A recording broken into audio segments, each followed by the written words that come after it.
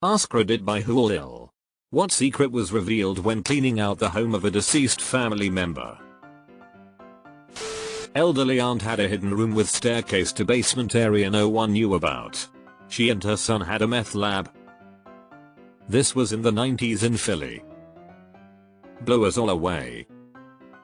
It could have blown the whole neighborhood away. We all knew this one uncle had a second family. We expected drama at the funeral. No one was expecting his third family to show up. Wife. 3 kids. This new family knew the rest of the family by name from pictures. How we are all related, names, hobbies. That was a wildly bizarre experience. I'm sorry, what? How did he have the time and energy? Cleaning out my grandpa's apartment, we found different pieces of a handgun scattered around. He struggled on and off with depression, and apparently he did it so that if he was thinking about suicide, he would have to go find all the parts and give himself time to talk himself out of it. Actually, a majority of people who attempt suicide do so impulsively, something like just 5-10 minutes. https://www.hsph.harvard.edu/means-matter/duration/closed bracket after deciding to commit suicide. So setting up time barriers like this are actually a big part of the treatment plan for people who are suicidal. Many years ago I went with my dad and aunt to clean out my great uncle's apartment after he passed away. He was never married, no kids, and lived, we thought, very poor. Tiny apartment with a twin bed, table and chair, a couple of pots and pans, a couple pants and amp, shirts, and that's basically it. As we stripped the bed and moved the mattress, we were shocked. He had hundreds of stacks of $10 bills, wrapped in rubber bands, under his mattress. They were all $10 bills. He lived during the Depression and didn't trust banks, apparently, but we had no idea he had so much cash. He never spent it on anything. Just bundled it and saved it under his mattress. Some of the bills were so old and yellowed. It equaled thousands of dollars. We had no idea. This is where all the $10 bills went. This isn't cleaning out their home. But when my husband died a few years ago, I found several notes, letters he had scattered in various places around our home, written to me in advance. He had terminal cancer and knew he was dying. Some were marked open when you can't stop crying, open when the holidays are too rough, open when you have to put one of the cats to sleep. They didn't contain any secrets, but they are heartbreakingly beautiful. I lost my wife of 39 years recently to cancer. I wish I would find letters like that, but not so fortunate. Ovarian cancer took her way too fast and she was fighting hard for her life until the end. Still a note left from before, would all I would ever ask for in the world. Sunday would have been our 40th wedding anniversary. My dad was in hospice at home for a couple months before he died of lung cancer, and when I went to clean out his house I found that he had already sorted and packed away most of his personal treasures in couple storage bins. It was heartbreaking all over again, thinking of him sitting there packing up his own life knowing it was coming to an end. My uncle committed suicide, and when I went to his apartment to clean it out, I saw that he'd given it so much thought. He'd given away all his valuables. Family pictures were sorted by year, stacked neatly on a table. He'd gone to the bank and cleared out his accounts and safety deposit box out, assuming he gave the money away. He signed his paid off car registration over to my aunt, the youngest sibling, and left a note to give her the keys, and all his good clothes, suits, dress shoes, dress shirts, were packed up for donation so that someone down on their luck might be able to wear them to an interview. It was clean and organized, which wasn't really his style. His place was always cluttered and lived a messy lifestyle. He was the life of the party. He was always popular and well liked and fun, and he must have been so sad. He was only 54. My dad kept a handwritten note in his wallet containing my mom's old address, phone number, and directions to her house from when they first started dating in the 70s. He had moved it from wallet to wallet over the years. He just died this past March and that was one of the first things we found. This is so nice. My step-grandma had been married 5 more times than she told my grandpa she had been. He was her 9th husband, not her 4th. Damn, she got around. What happened to the previous 8 husbands? A friend of ours was the executor of his uncle's will. After his uncle passed away, he was phoned by a few museums who asked what he wanted them to do with the buses. His uncle had stashed 6 buses at different museums without anyone knowing. Buses? More info please. I found a hidden .38 revolver in my late stepfather's bookshelf. Every bullet in the gun had the name Steve written in Sharpie. No one had ever heard of him. Fuck you, Steve. My dad passed away in 1994. I was 28. While going through his safe, I found some adoption papers. While reading through them, I got excited at the prospect I might have a brother out there somewhere. I was raised as an only child, but couldn't understand why my parents never told me that they'd adopted a child but never told me. After rereading them, I realized that they papers were about me. After confronting my family about this, turns out everyone, family, close friends, I mean everyone, knew I was adopted. Except me. That was a fun day. I really hope you managed to cope with it. That my dad hid money all over the house, not huge amounts mind you, but $60 here, $120 there. Felt like a bit of a scavenger hunt when we were cleaning out his stuff. He was always a bit of a sneakily generous guy, always gave me and my brothers a secret handshake with money tucked in his palm when we'd go back to school after a weekend home, etc. So wouldn't be surprised if he'd done it intentionally. Made us smile every time we found some. I think the final total was somewhere around $800. I deal with deciated estates as my job and have to go into houses to collect paperwork, etc. One home of an elderly lady, I found £15 in cash stuffed all over the place, just in envelopes in stacks of opened post. Another house I went to recently, I found almost £9 in various envelopes. Deleted. Oh dear, your poor grandma. Grandpa did drawings of the faces of the people he killed in WW2. Nobody knows why, but my grandma said he had a lot of guilt over the things he saw, so my guess is he didn't want to forget them or didn't feel like he should be allowed to forget them. My grandfather, who was in Italy, on Omaha and in the Bulge, did something similar. Every evening before bed, he'd visualize the German soldiers he had killed and would say prayer for each, and ask for forgiveness from them. In a way, I think he felt feeling the pain of remembering them every day was his penitence. That my father committed suicide and did not die of a heart attack. That he was a cop under investigation for theft and took the quick way out. I found out my grandmother committed suicide about 20 years after the fact. I had been 5 when it happened.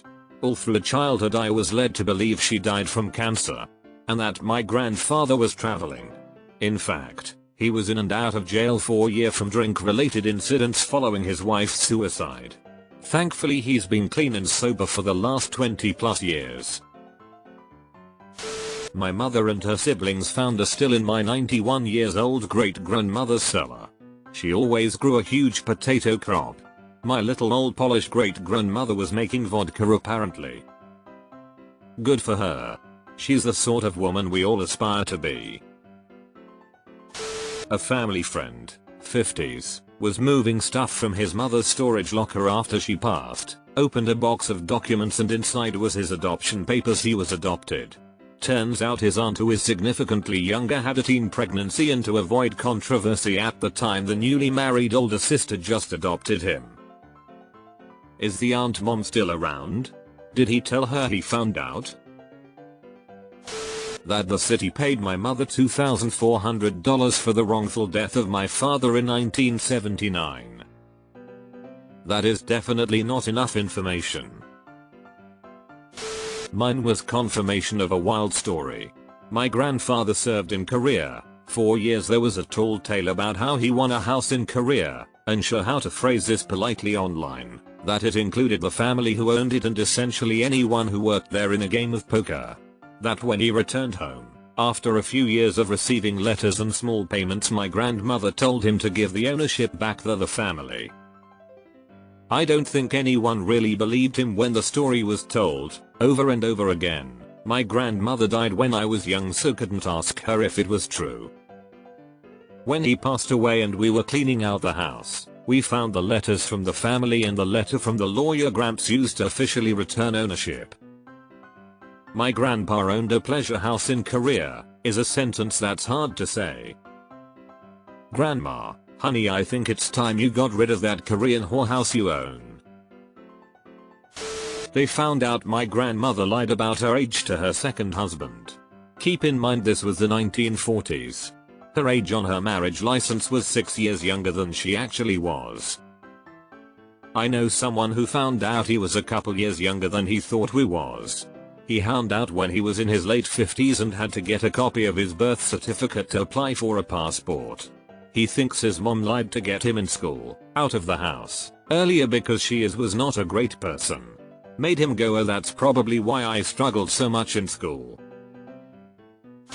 My grandpa died when he was 80. His wife died 21 years before him. She was only 55. He never really got over it. When we were cleaning up his stuff, we found an old simple birthday card written by my grandma for my grandpa a couple months before she died. On the back of the card, there were 21 lines written in pencil. Each year, my grandpa would write on the back of the card the date and the year of his new birthday, with a different small note beside it each year. Like, miss you terribly this time, or you would have liked the weather today. All up to his last birthday. Broke my heart. The greatest love I've ever witnessed. Found my grandparents' wedding certificate, which didn't match the date everyone else had. Their original date was 9 months before my aunt was born. The certificate was dated about 5 months before she was born. That seems to have happened a lot back then. My great-grandparents did something similar, but instead of changing their wedding date, they pushed the date of my great-uncle's birthday back a few months to make it look like he was born 9 months after the wedding.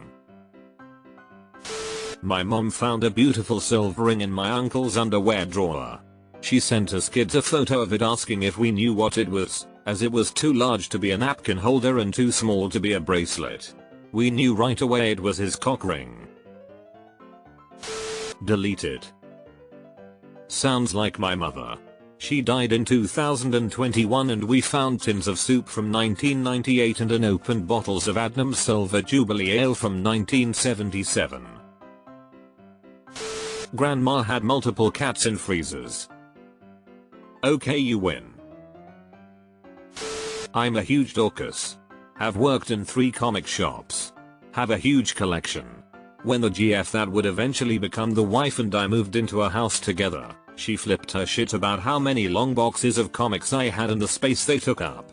Sports cards and binders of other non-sports cards. Huge Magic the Gathering collection as well. We lived in that house for 6 years. Me and the son moved out after she passed away. As I was going through the closet, my comics and binders of cards wherein I found 2 small boxes that were not mine. I found her collection of Pokémon cards and a full set of Nightmare Before Christmas cards. With her handwritten notes on the set list. She had added her small collection of books to mine without me even knowing. My wife was a secret nerd. Deleted. Hey kids, wanna see Gam Gam's glands? Grandfather worked on the Manhattan Project as a master machinist. We didn't know until he passed away in 1993 when we found various specifications and directives written to him by Oppenheimer, Fermi, Teller and General Groves. We all secretly knew he had thousands of dollars in cash hidden in his house. What we didn't know was how much and that each of us knew of different stashes. The one I knew about had about $9,800. While cleaning out his house we discovered a total of $160,000 plus. It was a hell of a Easter egg hunt. My grandmother hid $5,000 cash in her vacuum cleaner. Good thing I opened it to change the bag before I donated it. She also had a kitchen drawer completely full of the rubber bands from her daily newspaper delivery. Nothing else but those. Not really a secret, but cleaning out my gay brother's sex toy collection in front of my father wasn't a lot of fun. Deleted. My uncle didn't die of brain cancer, which was communicated to the family. He died of HIV. He was gay. He was madly in love with his partner, and because his immediate family, his partner was not allowed in the hospital to say goodbye. I inherited some of my uncle's things. In it was a large stack of love letters from his partner. They were so in love, and hid it from everyone. It hurts. His partner, if he didn't contract HIV as well, may like them back if you can track him down. I'll bet he never got any keepsakes or sentimental items either. My mom learned her dad has another family. We met them a few years ago. Grandmother climbed Mt Rainier, in WA, in a woolen skirt. Summit and all, 1927. Badass. My nan had about a platoon's worth of American servicemen's photos tucked away. Edit, oh god, 3K for my nana being a shack rat. Edit 2, I'm so sorry nan, but way to go. Your nan did her part for the war effort and was proud. I learned a lot about my grandma's daughter from a previous marriage that she never talked about. She kept a showbox full of letters and pictures. My grandmother was secretly using medical marijuana. She asked me to help her get her card, and I took her to the dispensary when she wanted to go. The rest of the family found out when she passed away. And they found some edibles in her nightstand. Miss her every day. Good on you for helping her. I love that for your gran. My 97-year-old uncle had a very decent pot stash and pipe collection. It would be a shame to let that go to waste. I, as a joke once, made thong underwear on a merch website with my cat's face on them and my signature. The description just said, so you can wear my pussy on your pussy. My friends found this hilarious and bought them up, of course. I got numerous Snapchats of thong photos for a while. We forgot about this for years. My best friend passed away in a motorcycle accident last year. His family called me while cleaning out his house a month or so after. They were wondering why they found thongs with my signature in his closet. I never thought I'd have to explain that one. Luckily, they thought it was incredible and we all shared some good laughs. My aunt had been engaged decades before her death. The engagement was called off because he cheated on her. When she died, we have dozens of letters and cards he had sent her over the years. He apparently never stopped writing trying to get her back, and she never told anyone she was getting these letters. My nosy self would be sitting there combing through all those letters with a glass of wine. My husband and I were clearing out the home of an uncle he'd only met twice as a child. We learned how clean and organized he was. We learned how much he loved his mom, his childhood cat, and the pride he took in his work and hobbies. Music, singing, and though it seemed he'd never traveled, he liked reading about the world. We also learned he was autistic. He had strict routines and went through special education, and noted everything he did in a day. As an autistic person diagnosed as an adult and struggling, it was kind of a beautiful thing to see. He had it together in his way, and everybody he knew liked him. We made friends with his neighbors and stay in contact. Posthumously, he gave us memories and relationships, and every once in a while, as we manage his affairs and look at the pots and pans we brought back to replace our broken ones, we say, "Thanks, Uncle Name." My parents got divorced almost 50 years ago. When I cleaned out my old man's place 30 years later, he had a written out accusation that my mother cheated. I know who he referred to, and honestly, he was probably right. My old man was pretty hard to take most of the time, so the divorce wasn't a shock. My mother cheating doesn't seem much of a surprise, but that he kept this in writing was, I'm guessing it was his last blame volley from beyond. I had a falling out with my father when I was 21. Fast forward 18 years when died, and I found stacks of pictures, notes, and articles about me. My stepmom said he was always proud of me, and didn't know how to say he was sorry. That's so hard. I had a volatile relationship with my dad. I always felt like he thought I wasn't good enough since he was always getting irritated with me. After he died, literally everyone said he was so proud of me. He told everyone except me. It makes me sad to know that our relationship, and my self-confidence, could have been so different if he had been able to communicate better. When sorting through my grandma's affairs after she passed, my father found that my uncle had been stealing from her bank account and racking up debt around $18,000 on her credit cards gambling online. To make it worse, he was doing it while she was suffering from dementia. My father, who was almost 70 at the time, was basically forced to take out a mortgage on my grandma's house that my grandparents paid off back in the 70s. He's always been a bit of a scumbag, but that was sickening. I found my great aunt's suicide note from the 80s that she wrote after her fiancé drowned in front of her. She didn't kill herself, but none of us knew how low she had gotten. Alcoholism. My great-grandma has a miscarriage that nobody except her and my great-grandpa knew about, and they had kept the remains in a box with a letter about it. My grandmother was absolutely floored when she found it. She is the oldest child and has a younger sister. The remains were of male that would have been between them in age. Single/62 years old. Uncle died in the mid-1970s, and when our mom and her sister went to clean out his apartment, they found mass quantities of hardcore pornography. His bedroom was decorated like a young girl's. Think Montgomery Ward's French provincial canopy bed suite, and the mattress had a hole bored into it about waist high. My brothers had to maneuver said mattress down 3 flights of stairs, so their recollections of our Uncle Bunny have become hysterical family lore. Evidence of a second set school fees for a previously unknown child that was at the school at the same time as my father. My uncle not only had a massive hoard of firearms, ammunition, materials to build explosives, and a bunker which many relatives knew about, but most were given zero warning before walking in to help clean up the property. But he also had an extremely large, detailed, handmade miniature dollhouse collection, which nobody saw coming. It wasn't that salacious of a secret, but this hypermasculine manly man who used to beat on his own sons for acting like sissies suddenly being revealed to play with dollhouses was amazing. Not deceased, but when my grandmother sold her house and moved to a small apartment because she couldn't manage the house and garden anymore, we found loads and loads of chocolate in her cupboards.